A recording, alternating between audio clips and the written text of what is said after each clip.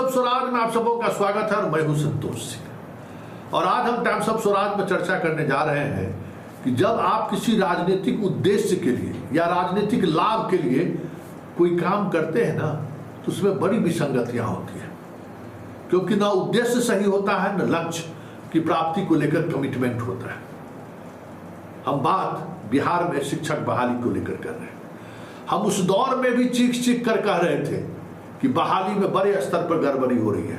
हम उस दौर में भी लोगों को सचेत कर रहे थे, सरकार को सचेत कर रहे थे, सरकार तक सूचना पहुंचा रहे थे कि बड़े स्तर पर खेल हो रहा है, प्लीज रोकिए इसको, जो आप कर रहे हैं वो सही नहीं है। आपके इस तरीके की वजह से हजारों हजार की संख्या में फर्जी स्टूडेंट आ रहे हैं।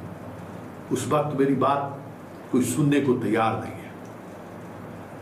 ये अलग बात है कि ये मामला हाईकोर्ट तक पहुंच चुका है और हाईकोर्ट में भी ये चीजें चल रही हैं, लेकिन बड़ा सवाल ये है कि तेजस्वी यादव जी, आप कहते हैं कि हमने 17 महीने के दौरान लाखों बिहारी युवाओं को नौकरी दिया, जहां के युवाओं को भी आपने नौकरी दिया, और आप दावे के साथ कहते हैं कि हमने तो कुछ भी नहीं किया, हमारे कार्यकाल में तो कोई गड़बड़ी नहीं हुई, प्रश्न पत्र लीक नहीं हुआ।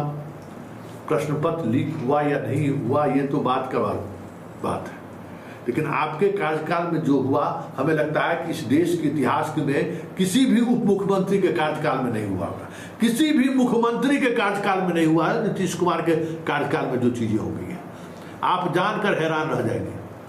आप ये सोचने पर मजबूर हो जाएंगे कि ऐसी सरकार के होने और नहीं होने का मतलब क्या है, कि चंद राजनीतिक स्वार्थ सिद्धि के लिए बिहार के लाखों छात्रों के भविष्य को दांव पर लगा दिया।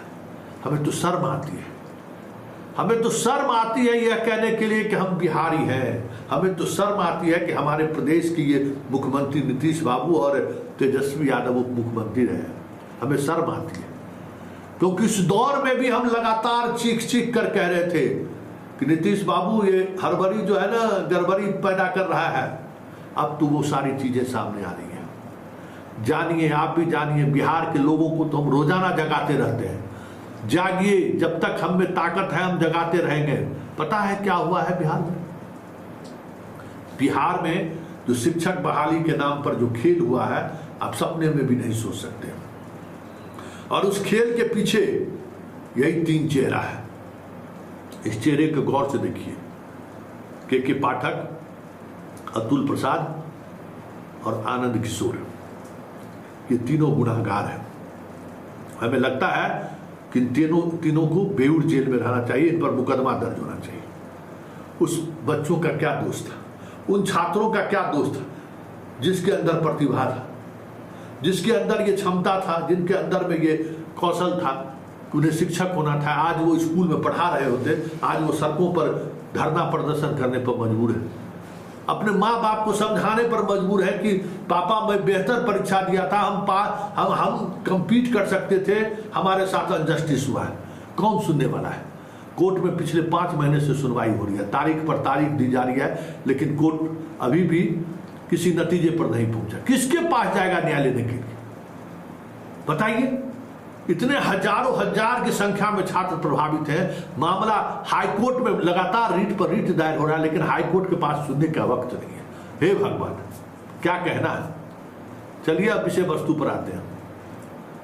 बिहार में जो परीक्षाएं हुई थी ना, उस परीक्षा में जो सेवा शर्त रखा गया था, या मतलब बेसिक क्वालिफिकेशन जो रखा गया था, बिना उस क्वालिफिकेशन के 50 हजार शिक्षक बहाल हो गए। चाहे वो कंप्यूटर साइंस का मसला हो या एंशिएंट हिस्ट्री का मसला हो, चाहे सीटेट में 60% अंक का मसला हो। देखिए, सीधे तौर पर बेसिक क्वालिफिकेशन तय था बीपीएससी के द्वारा, किनको आरक्षण मिलेगा ये भी तय था। और ये तो पूरी देश में ये शर्मनाक बात है कि भाई रिजर्वेशन का लाभ सिर्फ और सिर्फ उसी स्टेट के उम्मीदवारों को मिलता है। अतुल प्रसाद उस वक्त बड़ी भाषण दे रहे थे, इनको तो बेऊर जेल में रहना चाहिए कि नहीं। हजारों, देखिए मधेपुरा और औरंगाबाद, मतलब जिनका सीटेट में 60% से कम अंक है, और वो कम अंक वाले कौन है? जो बिहार के महिलाओं को जो लाभ मिलना था, सरकार ने एक डिसीजन लिया था SC ST या OBC को, वो लाभ अदर स्टेट के स्टूडेंट ने उठा लिया। और जब ये बातें सामने आई तो एक नोटिफिकेशन शिक्षा विभाग की तरफ से जारी हुआ, 2 जिला रिपोर्ट दिया है 1000 स्टूडेंट का।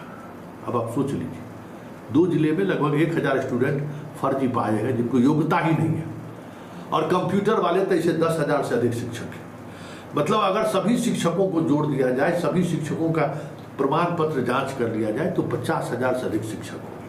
अरे भाई, कहीं आप देखे थे कि बिना प्रमाण पत्र जांचे सबको नौकरी दे दिया?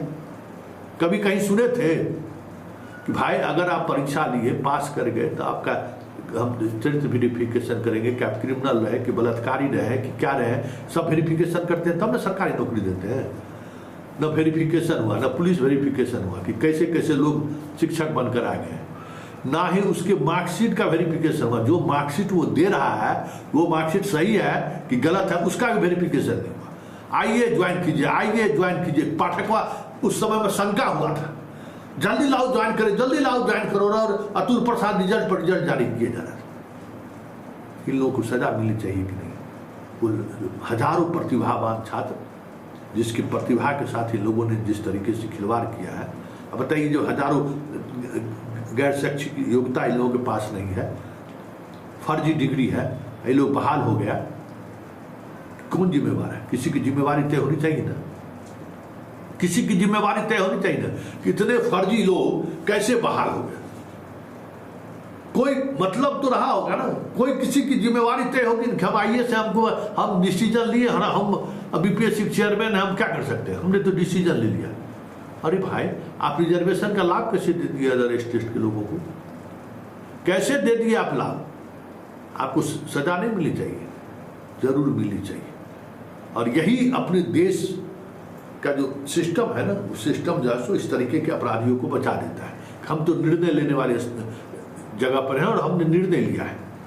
हमारा उद्देश्य किसी को नुकसान पहुंचाना नहीं था। अरे भाई, आपका उद्देश्य नुकसान पहुंचाना हो या ना हो, आप तो नुकसान पहुंचाए जानबूझकर ना, आपको जानकारी में था।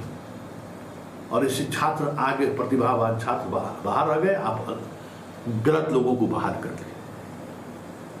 अब कितनी, और जानते हैं सारे जितने गलत लोग बहाल हुए हैं वो पैसा दे दे के मैनेज करने में लगे हुए हैं।